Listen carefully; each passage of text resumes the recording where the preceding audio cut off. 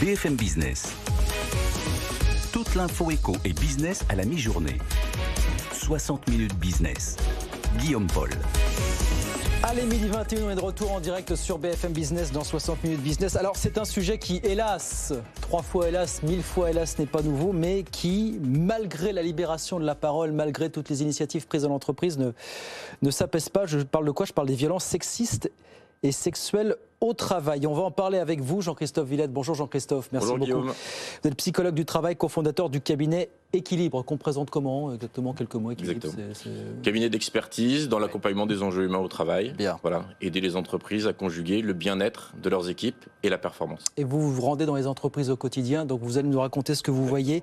Et on va commenter d'abord cette étude que vous publiez aujourd'hui, qui nous dit quoi? Chiffre absolument accablant, 60% des personnes interrogées, hommes ou femmes évidemment, pas de distinction, affirment avoir été exposés à au moins un agissement à connotation sexiste et ou sexuelle dans le cadre du travail au cours des 12 derniers mois. Déjà, définition, une violence sexiste et sexuelle, c'est quoi? Est-ce que ça peut se nicher dans des choses totalement anodines ou insignifiantes a priori, finalement? C'est ça que j'aurais envie de vous poser. C'est extrêmement varié comme agissement et ça peut se nicher effectivement dans l'ordinaire du travail. Et c'est peut-être là où il y a les axes de progrès les plus importants. Dans les blagues, par exemple, en tout cas, ce qui est présenté comme étant des blagues ou des plaisanteries, les propos grivois au quotidien entre collègues, principalement entre collègues d'ailleurs, c'est ce que l'étude fait ressortir, connotation sexiste ou à connotation sexuelle. C'est d'ailleurs près d'une personne sur deux qui explique qu'elle est exposée dans son quotidien de travail à des blagues à connotation sexuelle et 4 personnes sur 10 être exposées à des blagues à connotation sexiste. Mais depuis le temps, depuis ces années où on parle de ce sujet, je veux dire, on s'en est emparé, les médias s'en sont emparés, les entreprises elles-mêmes s'en sont emparées. Est-ce que on aurait pu penser que, comment dire ça, les choses allaient s'apaiser, que chacun allait, comme on dit entre guillemets, faire gaffe davantage finalement? Non, pas tant que ça finalement. On s'y attendait aussi. On ne s'attendait pas à avoir des résultats aussi importants en termes de personnes exposées à au moins un agissement sexiste. Et en plus, on a limité sur les 12 derniers mois l'étude. On va la reproduire tous les ans. C'était déjà une intention, mais regardez les résultats, on va suivre ça de près avec Opinionway. Et il y a effectivement des efforts importants qui ont été faits maintenant depuis 10 ans, depuis 5 ans avec le mouvement MeToo. Mais il faut aller plus loin et il faut aller plus au contact du réel, de l'ordinaire des situations de travail. Pourquoi vous l'avez faite aujourd'hui, cette étude? Pour vérifier, valider quelque chose que vous observiez, vous, déjà en entreprise? Exactement, Guillaume, de façon empirique. On observe que les violences sexuelles, sexistes de genre font partie de l'ordinaire du monde du travail, sont une réalité du monde du travail. Alors, pas forcément dans toutes les organisations et pas forcément avec la même intensité, mais c'est aujourd'hui une réalité du monde du travail.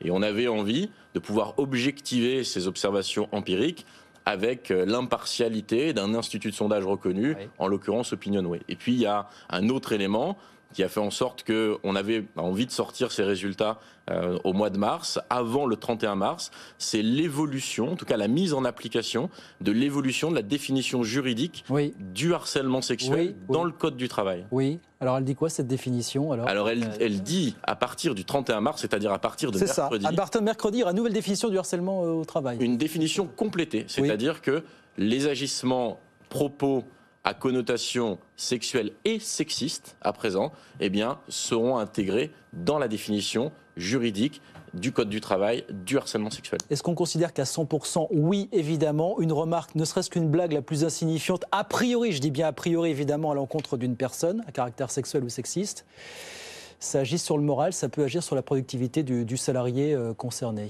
On est d'accord? Alors, il y a des impacts qui ont été mesurés. Oui. Alors, oui, effectivement, à partir d'une remarque, ça peut avoir des impacts. Le risque augmente. Ça peut ou ça a systématiquement un impact? Ça peut.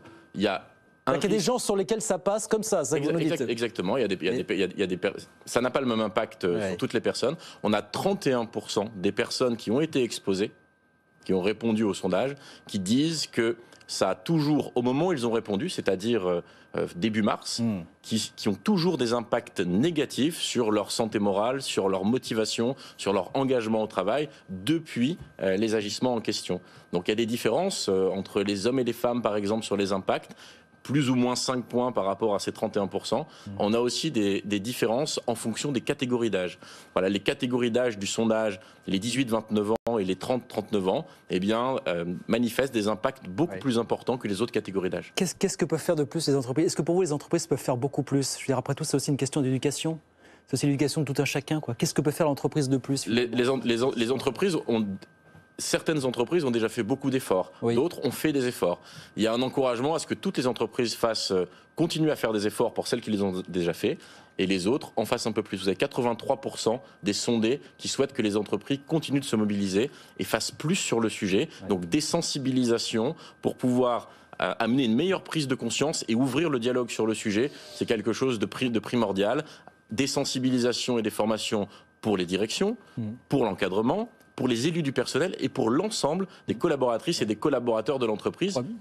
Le problème, c'est que Jean-Christophe, on a quelques secondes, mais beaucoup de choses découlent de tout ça. Ces agissements qui sont déjà gravissimes et tout ce qui en découle, l'égalité salariale homme-femme, voilà, c'est tout ça aussi derrière qui en pâtit finalement. Donc ça commence par ça finalement. Bien sûr, renforcer les mesures sur l'égalité, mais surtout ouvrir le dialogue, mettre en débat ce sujet au cœur des organisations qui sont au cœur de la société. Et c'est aujourd'hui un sujet de société sur lequel on doit continuer de se mobiliser. C'est un vrai sujet de société. On voit que les stéréotypes et les façons d'être sont encore bien tenaces. Vous nous le confirmez. Merci beaucoup Jean-Christophe. Merci à vous, de passer nous voir. Jean-Christophe Villette, psychologue du travail, cofondateur du cabinet Équilibre avec nous sur BFM Business. Merci infiniment Jean-Christophe d'être passé nous voir.